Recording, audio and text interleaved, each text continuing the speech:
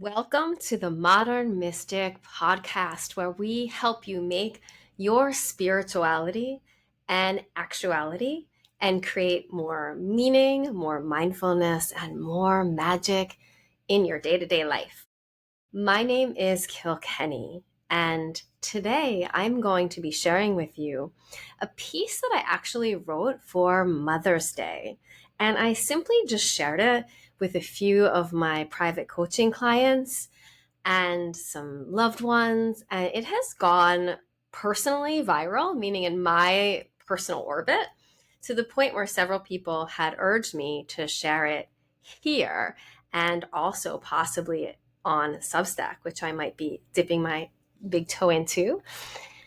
So this piece is called Uterus, the upside that no one ever told you about being female. Pregnant with possibilities are you. This is the unequivocal truth of what having a uterus delivers to you in this lifetime. Intrinsically woven into the fate of being assigned either by society, by God, or by the goddess herself, if you think of it that way. Female at birth. But no one ever told you this. No one ever told me this. Growing up, at best, you have access to tampons and a mother who throws you some kind words like I was blessed to have. Yet they don't somehow feel fully her truth, but more like a welcome to motherhood swan song that feels more like a commercial for a cruise that you never signed up for. Because, well, who actually wants to take a cruise anyway? I don't know. Some people do, I guess. I don't know anybody who does personally, and I don't. However, regardless if you want to or not, you get what I'm saying. Or maybe you were blessed enough to have a mother who took you, like I did my daughter, to a Maynarch celebration, which marks the beginning of the monthly cycles and also suffering quietly. First, it's alone, and then it becomes with your girlfriends, thank God, the goddess herself, when you realize actually with a touch of astonishment that all your monthly cycles have started playing solitaire and matching up with one another, with your besties, your sisters, your mama. And that, of course, is the best case scenario. We all know many girls and women for the above narrative was never the case. Instead, shame, silence, and a grossness was felt by a girl at the shocking, very dramatic onset of her period, as is reflected back in adults' awkward faces around her. Society's harsh mirror reflects back to us its images of airbrushed, pristine, and chemically ensured hygiene, which seems to be incongruent with pomegranate stains on one's underwear. No one ever explains that having a womb, whether you plan to give physical birth to children or not, like many of my close loved ones and friends, it is the command center of your intuition, your inner GPS, your heightened access to the infinite realm of creativity and also the quantum field. You have access to all possibilities, truly. Your 24-hour bodega-like access to your intuition is a result of having what I like to call a womb room. This ancient truth that our female ancestors must have felt, I'm sure of it, and truly they knew, has shriveled up in the relentless scorch of patriarchy. I am lucky, truly, to know many, many evolved men whose sensitivity runs very deeply. However, as I write this in the month of May, on Mother's Day Eve, we are celebrating the feminine. In many Eastern traditions, the feminine energy is considered to be the creative life force principle that births everything we can see, we can touch, and we can feel. It's called the Shakti or the Mahabhuta Shakti, or some traditions call it the Chi, and is said to inhibit both animate beings and inanimate objects as well. This energy lives in you, in all people, and pervades all things. It exists in abundant nature and in concrete jungles as well. It runs like a current into every human body, connecting us to all that is. As females, our uteruses have a hard drive that possesses an extra strong signal to connect to this universal energy that illuminates our world. In other words, it is an operating system that is uniquely wired to receive messages from the universe itself. Now, everyone has this capacity to connect to the divine, hands down. I help people every day with this work, within and without. It's such an exciting journey, and I've dedicated my life truly to it. Every week, I coach clients in my readings on all places of the gender spectrum to do so. However, in a world full of polarities built on such as light and dark, up and down, time and space, in and out, day and night, hot and cold, I have experienced that having a uterus, despite its monthly shedding karma, which is very real, has a specific psycho-spiritual upside that I don't feel like is very celebrated, heard about, or even articulated, which is why I did that to my personal stratosphere and the women in my personal orbit this recent Mama's Day. And society, really, if you think about it, celebrates female bodies by the babies it can produce. In medical school, doctors study, doctors to be, thousands of hours of obstetrics and only a handful regarding menstrual cycle development. Several of my coaching clients who are doctors have told me this, and a measly amount regarding perimenopause and menopause. For sure, as a mama of 3, which is my ultimate favorite dharma of my life, the gift of birthing a human is inordinate and priceless. Yet there is a quieter, almost a secret blessing I have come to know that balances the monthly period grind. As several of my friends, clients, and sisters whose period have faded, I've shared this perspective on periods and possibilities, I call it. I start to think, oh, I'm going to share my periods and possibilities shtick or talk. And every time I do, I find a deeper bond forms for these women who are going before me, as if the woman and I have claimed a secret club. One is exciting as being children again, and we smile with the knowledge that the adults around us are oblivious to. It's like that. Once, when I was living at an ashram in my early 20s, where the red robed monks were mostly men who had all taken vows of celibacy, there was a Halloween party, and the one female monk came into the room, and she had a pillow stuffed in her crimson belly with a sign paper clipped to her cascading robes that read, "Pregnant with possibility." And I remember both first being surprised and then in a quick moment started uproariously laughing and became deeply amused by this bold and clever costume in this most unusual circumstance.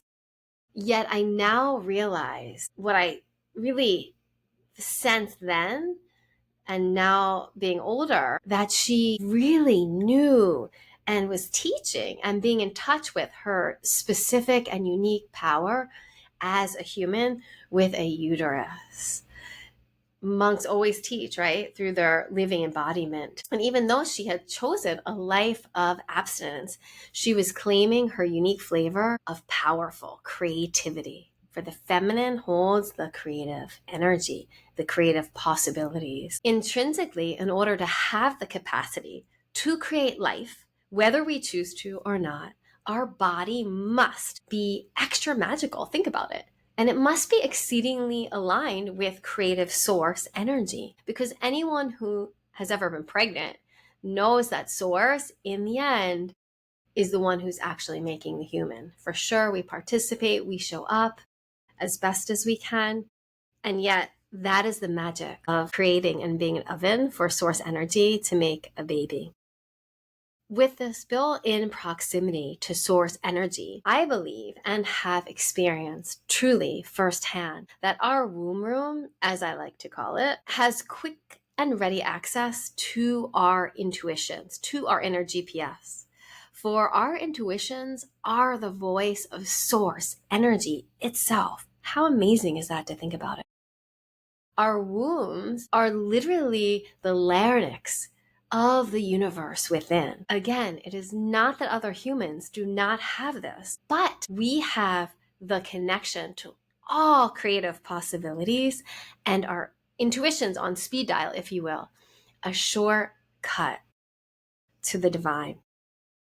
And like with any shortcut, we have access to. We decide if we take it or not. But I am amazed in my lifelong journey of aspiring and doing practices and really holding the intention to connect to the divine, how if we choose to see and acknowledge that it's there, this special shortcut, in the end, if we claim it and name it, how clearly we can hear our intuitions. Even in the last 7 years, the level that my intuition has turned on and being able to have different, very significant and prominent metaphysical experiences, psychic experiences, if you will, inner guidance has just increased so much post having children. And so it's so exciting. And again, it's about naming, claiming it, and then allowing our intuitions to flow, hearing the whispers of the divine, the murmurs of source, the song of spirit in a way that is uniquely powerful and uniquely uplifting, in a way that gives really meaning and magic to life, which is what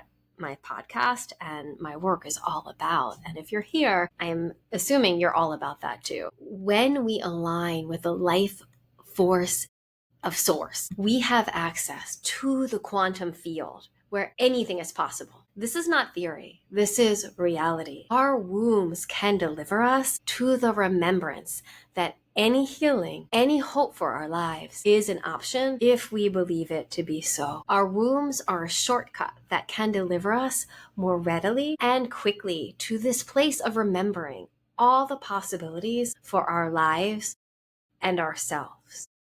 We forget many of these things I'm saying. You might be like, yeah, or you've had similar thoughts. But the remembering and the full reclamation of this is what can be so challenging. Yet when we do this, think about it. You have shortcut access to all the possibilities in your life. Anything you want to be, do, experience, any way you want to heal, it is possible, and you have a shortcut. And well, isn't that exciting and creative? So to the sleepy mamas who are adorned in young kids, don't forget to take 3 breaths a day. Set your phone reminder, for your breath is your Wi-Fi to spirit. Stay connected. To the mamas of teens like myself with aging parents bookending your days, carve out 3 to 5 minutes a day to meditate. Not 40, not 50. Your intuition loves consistency, and tending to her daily like a garden will allow her voice to grow. To the new woman, as I like to say, like my brilliant daughter, on the tender precipice of fleeing the nest, you can create any possibility for your life that you dream or imagine, simply remembering. Remember, put it into your members of your body, your mind, your thoughts into your body, weave them in. Remember that you have the power, and holding this vision weekly is enough. Write it down on something where you'll see it. To the precious elders at the intersection of cancer, any illnesses, infirmity, old age, you can create full healing within your body. Practice feeling the radiance of relief and restored health once upon waking, midday, and before bed. Practice feeling the relief of the image of yourself in full health, in full radiance at your age right now. As I reflect on this Mother's Day month, what an honor really it is to have a womb room. I honor the womb room from where I was once a tenant and my own that bore the greatest treasures of my life. Whatever the womb room of your story, take a moment and say thank you, universe, for the gift of being and then claiming femalehood, claiming the power of your own uterus. And as women who have given birth, who have yet to give birth, and who will never give birth, you all equally are pregnant with all possibilities.